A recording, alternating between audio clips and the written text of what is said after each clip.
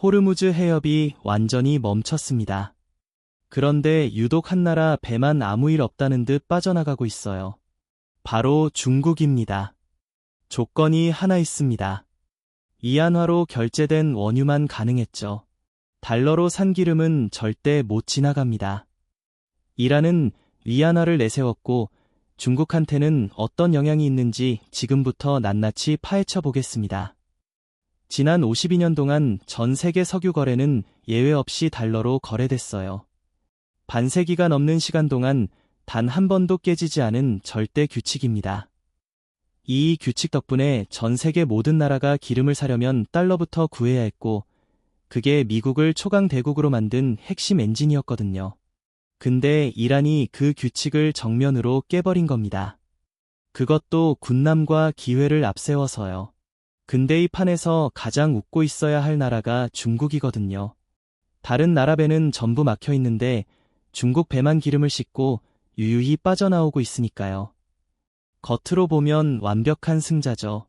근데 중국 내부 분위기가 이상합니다. 웃는 사람이 없어요. 오히려 공포가 빠르게 번지고 있거든요. 이란이 건넨이 위안화 통행권을 받아드는 순간 중국한테 벌어지는 일, 이걸 알면 중국이 왜 지금 얼어붙었는지가 보입니다. 그래서 이 난리가 어디서부터 시작됐느냐? 2026년 2월 28일 미국과 이스라엘이 이란을 향해 동시다발 공습을 감행합니다. 근데 이게 경고 사격 수준이 아니었어요. 스텔스 폭격기, 수미사일, 전투기 편대가 동시에 이란 영토를 두들겼습니다. 그리고 공습 첫날 이란의 최고 권력자 하메네이가 제거됐습니다. 전쟁 시작하자마자 나라의 머리가 날아간 거예요. 현대전에서 이런 일은 거의 없었습니다. 혁명 수비대가 가만히 있을 리가 없죠. 나흘 뒤 전 세계를 향해 선언합니다. 호르무즈 해협은 완전히 닫혔다. 지나가는 배는 전부 불태우겠다. 허풍이 아니었어요.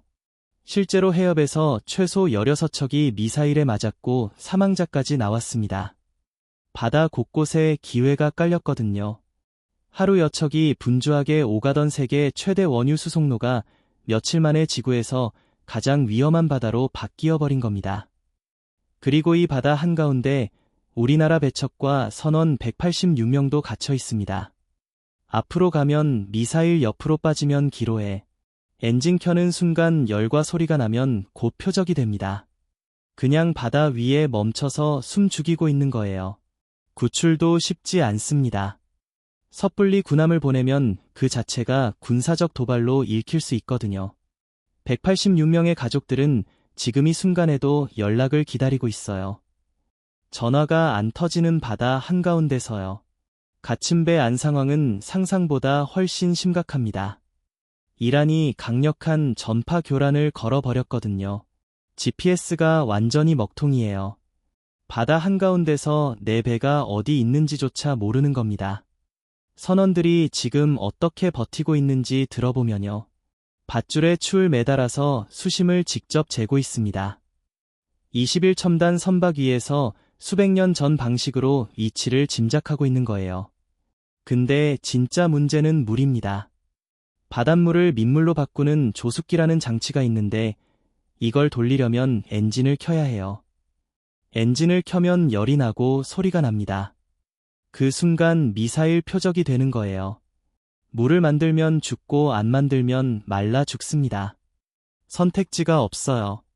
남은 식수를 한 모금씩 아끼면서 숨 죽여 버티는 게 지금 할 수 있는 전부입니다.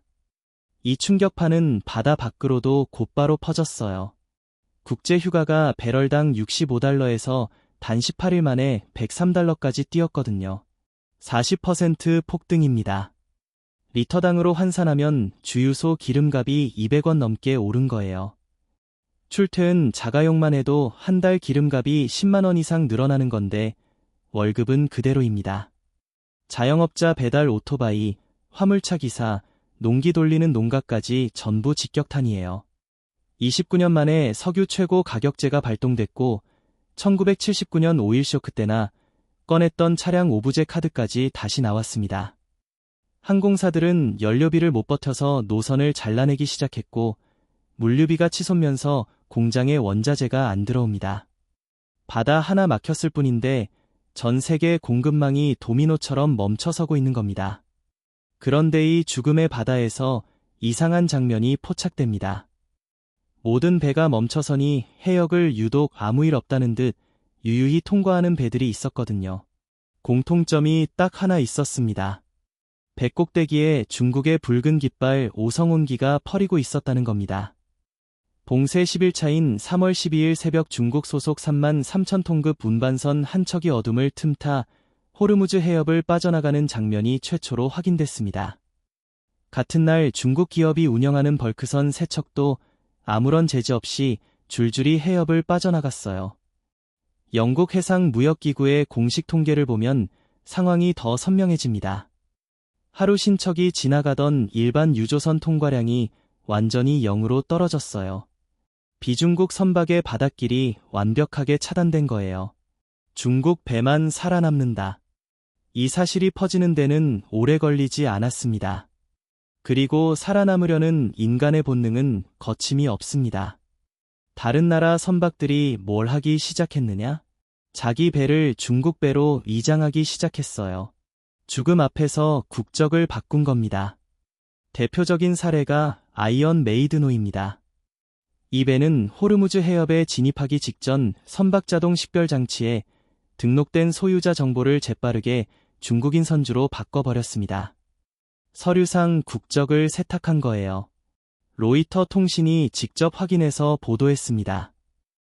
이 배가 위조된 신분 덕분에 기회박과 미사일망을 뚫고 기적적으로 해협 통과에 성공했다고요. 목숨이 걸리니까 불법이고 뭐고 따질 여유가 없는 겁니다. 불과 일주일 사이에 최소 10척 이상이 같은 수법을 썼습니다. 어떤 배는 한술 더 떠서 무슬림 선박이라는 표시까지 내걸었습니다. 바다 위에서 벌어지는 일종의 대규모 위장이자 사기극인데 이걸 비난하기가 어렵습니다. 안 하면 죽으니까요. 이란이 중국한테만 바닷길을 열어준 이후 철저하게 계산된 거래입니다. 전쟁이 터진 이후 이란이 수출한 원유량을 추적해봤더니 약 1170만 배럴이라는 막대한 양이 오직 중국 한 곳으로만 갔습니다. 다른 나라에는 한 방울도 안 팔았어요. 그리고 이 거대한 거래 대금의 달러는 단일트도 섞이지 않았습니다. 전액 위안화 결제입니다. 이게 단순한 무역 거래로 보면 안 됩니다. 이란이 전 세계를 향해 새로운 규칙을 물리적으로 강요하고 있는 거거든요. 달러로 결제하면 바다를 닫겠다. 위안화로 결제하면 바다를 열어주겠다. 이 말이 뭘 뜻하느냐? 52년 동안 전 세계가 당연하게 따르던 달러 중심의 에너지 경제 질서를 이란이 군남과 기회로 무장한 채 정면으로 깨부수겠다는 선전포고입니다.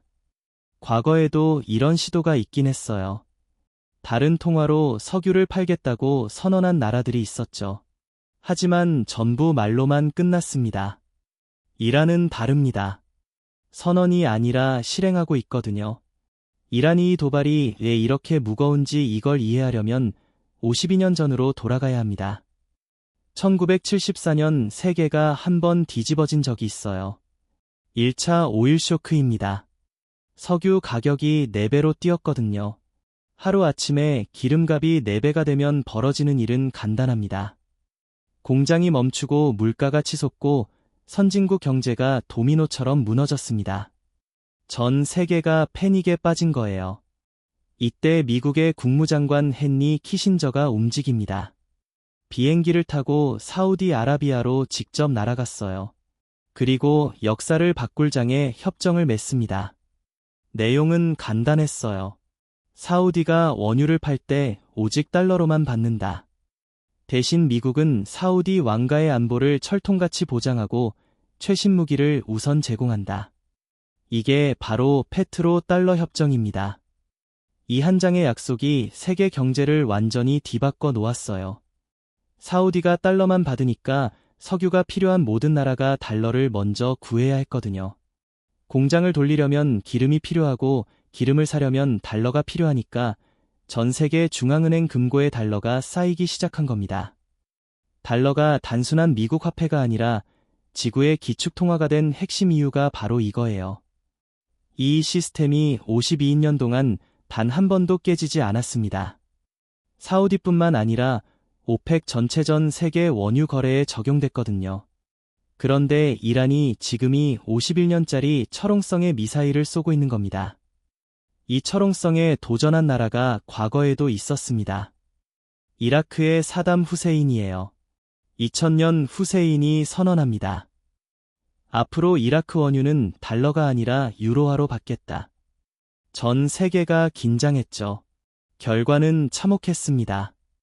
미국이 대규모 군사작전을 벌였고 이라크 정권은 통째로 무너졌습니다. 후세인 본인은 체포돼서 처형당했어요. 달러 패권에 손대면 어떻게 되는지 미국이 온 세계의 본보기를 보여준 겁니다. 그런데 이란이 역사를 뻔히 알면서도 똑같은 금기를 건드리고 있습니다. 다만 방식이 완전히 다릅니다. 후세인은 말로만 했어요. 유로화 결제를 선언하고 끝이었죠. CNN이 단독 보도한 내용을 보면 이란 혁명수비대가 호르무즈 해협을 통과하려는 유조선들에게 이안화 조건을 강제하고 있습니다.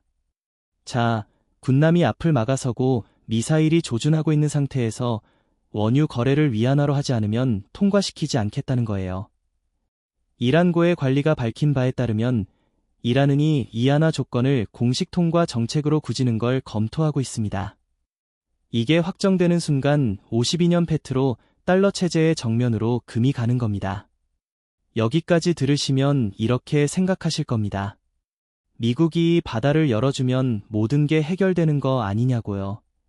트럼프가 실제로 이걸 시도했습니다. 전 세계 동맹국들한테 공개적으로 요청했어요. 군남 보내서 같이 호르무즈 해협을 열자고요. 영국, 프랑스, 독일, 일본, 한국까지 전부 불렀습니다. 돌아온 답이 충격적이었어요. 전부 거절했거든요. 독일 총리 메르츠가 뭐라고 했냐면요. 전쟁 시작하기 전에 우리한테 상의한 적 없다. 전쟁이 계속되는 한 군사적 참여는 없다. 이렇게 못을 박았습니다. 영국 스타 총리도 선을 그었어요. 이건 나토 임무가 아니다. 더 넓은 전쟁에 끌려 들어가지 않겠다. 룩셈부르크 외무장관은 더 직설적이었어요. 나토 회원국 중 직접 공격받은 나라가 없으니 개입할 근거가 없다고 일축했습니다. 트럼프가 분노했어요. 나토는 일방통행이다. 우리가 수천억 달러 써서 보호해줬는데 정작 필요할 때는 아무것도 안 한다. 이번 일을 기억하겠다. 이렇게 경고했는데도 공식 참여를 확인한 나라는 단 한 곳도 없었습니다. 이게 뭘 뜻하느냐? 이 봉쇄가 단기간에 안 풀린다는 겁니다. 바다는 당분간 닫혀 있을 수밖에 없고 이 전쟁이 언제 끝날지 아무도 모르는 상황입니다. 자, 그러면 이 균열 속에서 중국은 지금 어떤 상황에 처해 있는지 들여다봐야 합니다. 위성 데이터와 해운 정보를 분석한 결과 전쟁 이후 이란에서 중국으로 향한 원유 최소 1170만 배럴리 전액 위안화로 결제된 게 확인됐습니다. 겉으로 보면 완벽한 승자예요. 다른 나라 배는 전부 막혀 있는데 중국만 독점으로 기름을 받고 있으니까요. 그런데 중국 내부 분위기는 정반대입니다. 언론에서 불안감이 빠르게 번지고 있어요. 이란이 건네니 위안화 통행권이 선물이 아니라 독이 든 성배라는 걸 알기 때문입니다. 중국의 첫 번째 딜레마는 미국과의 정면 충돌이에요. 이안산 원유를 위안화로 공식 수입하는 순간 미국의 대이란 경제 제재를 정면으로 위반하게 됩니다. 그러면 어떻게 되느냐? 중국 주요 은행들이 글로벌 결제망에서 잘려나갈 수 있고 관세 폭탄이 추가로 날아옵니다. 중국 경제의 숨통 자체가 조여지는 거죠. 두 번째 딜레마는 물량의 한계입니다. 중국이 하루에 소비하는 원유가 약 1100만 배럴이에요. 그런데 이란이 18일 동안 특별히 통과시켜준 물량이 170만 배럴입니다. 계산해보면 딱 하루치 분량이에요. 18일간의 특혜가 고작 하루를 버틸 양인 겁니다. 게다가 중국이 수입하는 원유의 상당 부분은 사우디, 이라크, 쿠웨이트에서 오는 데이 물량은 여전히 호르무즈에 막혀 있거든요. 이란 원유 몇 척으로는 중국의 거대한 에너지 수요를 도저히 채울 수 없습니다. 그런데 진짜 무서운 건 세 번째 딜레마입니다. 이게 중국의 명운을 갈라 놓을 수 있어요. 바로 달러 질서 도전자라는 낙인입니다. 중국이 이란의 위안화 통행권을 공식적으로 받아들이고 혜택을 누리는 순간 전 세계가 중국을 어떻게 보겠어요? 50인간 유지된 페트로 달러 체제를 고의로 무너뜨리려는 주범으로 찍히는 겁니다. 단순한 무역 마찰 수준이 아니에요. 글로벌 결제망, 그러니까 스위프트에서 중국 은행들이 통째로 차려나갈 수 있습니다. 스위프트가 뭐냐면 전 세계 은행 간 돈을 주고받는 핵심 시스템이에요. 여기서 배제되면 중국 기업들이 해외와 거래 자체를 못합니다.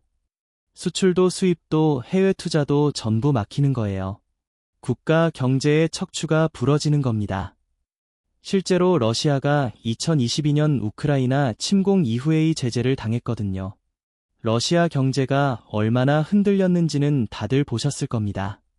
그래서 중국이 지금 완벽한 외통수에 갇혔습니다. 통행권을 쓰면 미국이라는 초강대국의 금융 패권과 정면 충돌하게 되고 통행권을 거부하면 당장 국가원유 수입의 절반이 끊겨서 공장이 멈춥니다. 쓰든 안 쓰든 피를 흘리는 구조예요. 그리고 중국 지도부가 공포 속에서 결정을 미루고 있는 이 순간에도 시간은 중국 편이 아닙니다. 결정을 안 내려도 피해는 이미 시작됐거든요. 가장 먼저 무너지는 게 에너지 공급이에요. 중국은 하루에 해상으로만 약 500만 배럴의 원유를 들여오고 있었는데 이 바다시 막혀버렸습니다. 정부가 비축해둔 전략 비축가 9억 5천만 배럴 있긴 해요. 많아 보이죠? 근데 하루 소비량이 1100만 배럴입니다. 나눠보면 석 달을 못 버텨요. 시한부 기름통인 거예요. 파이프라인으로 러시아나 중앙아시아에서 육상으로 돌려받으면 되지 않겠느냐고 할 수 있는데 그 파이프라인 용량으로는 바다로 들어오던 물량의 반도 못 채웁니다. 머지않아 중국 내 공장이 멈추고 물류가 끊기는 연쇄 셧다운이 시작될 수 있는 상황이에요. 두 번째 타격은 물가와 환율입니다.